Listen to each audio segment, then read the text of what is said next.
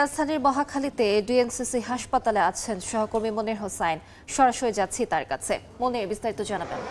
এই মুহূর্তে আছি মহাখালীর ডিএনসিসি ডেডিকেটেড হাসপাতালে। এই ডিএনসিসি ডেডিকেটেড হাসপাতালের এখন যে ওয়ার্ডে আছি, এখানকার এই যে শিশুদের যাদের দেখছেন, তাদের কারো বয়স 1 বছর, কারো বয়স 2 বছর এবং কেউ কেউ 1 বছরের নিচে। তারা দেশের বিভিন্ন জায়গা থেকে এখানে এসে ভর্তি হয়েছেন। তাদের হাম ধরা পড়েছে, তারা হামে আক্রান্ত। এই হামে আক্রান্তের যেই প্রবণতা, সেটি গত 15 দিন ধরেই মূলত বৃদ্ধি পেয়েছে। আমরা সকাল থেকেই যেটি আসলে জানাচ্ছিলাম, বিশেষ করে পুরো মার্চ মাসের শেষের দিকে এসে এই প্রাদুর্ভাব বেড়েছে। এই প্রাদুর্ভাব বাড়ার কারণেই কিন্তু হাসপাতালগুলোতে চাপ বাড়ছে।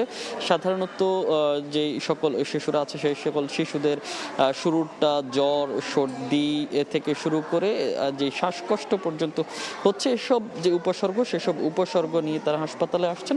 তারপরেই তাদের যেই হাম, সেই হাম ধরা পড়ছেন। চিকিৎসকরা বলছেন যে নিয়মিত যে কার্যক্রম টিকার, সেই টিকা কার্যক্রম ব্যাহত হয়েছে এবং কোনো অভিভাবক তারা জানেনই না যে টিকা তারা দিয়েছেন কিনা বা টিকা দিতে হবে, টিকা দেননি, যার কারণেই কিন্তু এই হামের প্রাদুর্ভাব বেড়েছে। তবে যেটি আসলে স্বস্তির খবর, স্বাস্থ্যমন্ত্রী আজকে জানিয়েছেন যে খুব শিগগিরই তারা যে টিকা, সেই টিকার ব্যবস্থা করছেন এবং টিকা দেওয়ার যে প্রক্রিয়া, সেটি শুরু করবে স্বাস্থ্য মন্ত্রণালয় এবং সেই সঙ্গে দেশের বিভিন্ন হাসপাতালে ভেন্টিলেটর সহ আইসিইউ সহ সব ধরনের প্রস্তুতিও নেওয়া হয়েছে বলে জানিয়েছেন স্বাস্থ্যমন্ত্রী। তো এই ছিল রাজধানীর মহাখালীর ডিএনসিসি ডেডিকেটেড হাসপাতাল থেকে হামে আক্রান্ত রোগীদের সবশেষ তথ্য।